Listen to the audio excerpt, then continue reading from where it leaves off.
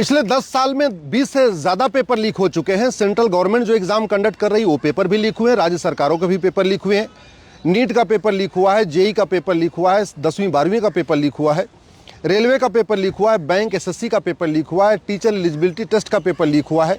और ये सब इसलिए हो रहा है क्योंकि जो नकल माफिया है उनको ठीक से सज़ा नहीं मिल रही। इसलिए मैंने माननीय सुप्रीम कोर्ट में पीआईएल फाइल किया है और मांग किया है कि पेपर लीक के मामले में जो पकड़े जाते हैं उनका सबसे पहले narco polygraph brain mapping test करके पूरे मास्टरमाइंड जो है, पूरे गैंग में जितने लोग शामिल हैं उनको भी पकड़ा जाए।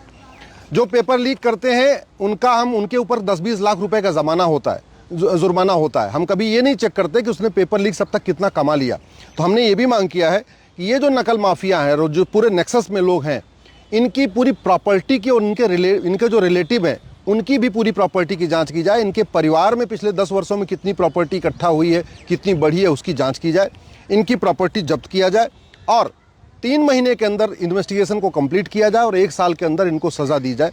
ये मैंने मांग किया है क्योंकि जब तक 100% प्रॉपर्टी जब्त नहीं होगी और केवल जो पकड़े जाते हैं उन्हीं की नहीं, जो इसके मास्टरमाइंड हैं, पूरे जो नेक्सस में शामिल हैं, उसमें जो कुछ सरकारी कर्मचारी भी शामिल होते हैं, जब तक सबकी 100% प्रॉपर्टी जब्त नहीं होगी, सबको 10 से 20 साल सज़ा नहीं होगी, तब तक ये पेपर लीक नहीं होगा, पेपर लीक बंद नहीं होगा। और इस पेपर लीक के कारण लाखों लोगों का भविष्य बर्बाद हो चुका है।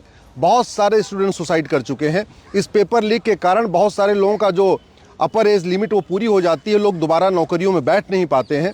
टीचर्स के जो पेपर हो रहे हैं वो भी लीक हो जा रहे हैं। बैंक का भी, क्लर्क का पेपर भी लीक हो जाता है, कांस्टेबल का पेपर भी लीक हो जाता है, दरोगा का एग्ज़ाम होता है उसमें पेपर लीक हो जाता है। तो बहुत सारे लोगों की अपर एज लिमिट भी पूरी हो जाती है, दोबारा नौकरी में नहीं जा पाते और फिर वो डिप्रेशन से, एंजाइटी से परेशान होते हैं। बहुत सारे लोग आत्महत्या भी कर लेते हैं। इसलिए पेपर लीक को रोकना बहुत ज़रूरी है।